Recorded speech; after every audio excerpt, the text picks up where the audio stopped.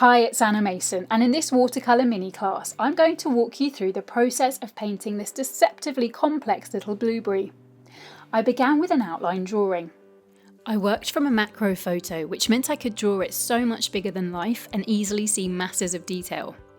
I drew the outline edge, and also some of the shapes of colour within the berry, which have high contrast to the colours around them.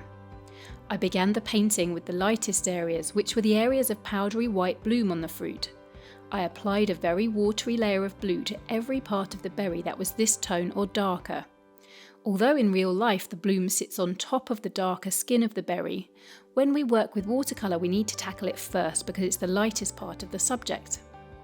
I then used a darker grey colour in the dark areas around the crown of the berry, making sure to leave some gaps through to the lighter colour underneath, and making sure that that colour underneath was dry first. Next, I wanted to isolate the highlights and map out the other areas of colour. To do this, I applied another watery layer of paint to all the areas of the blueberry except for the very lightest parts. Again, the paper underneath was dry and I used a stippling technique which helped to leave some gaps through to the lighter colour underneath and start to build up some of the detailed pattern to the blueberry skin. Now it was time to be brave and paint in the darkest tones. Getting this dark at this stage in the painting can feel a bit scary, but it really helps with balancing the midtones if you've established the upper and lower ends of the tonal range. The painting always looks super disjointed at this stage, and students often panic and think that it'll never work out. But it's good to think of this as the ugly duckling stage and trust that giving it some more time, it will turn into a beautiful swan. The next stage really began to take it there. I worked on the mid-tones, the areas halfway between the lightest and darkest areas. I made a watery mix of a purpley grey colour and then stippled the paint everywhere that was this tone or darker, again with the paper underneath being dry.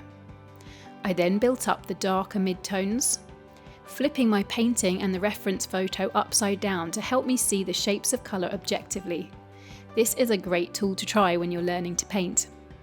With those areas drying, it was time to work on the light mid-tones with a brighter blue mix.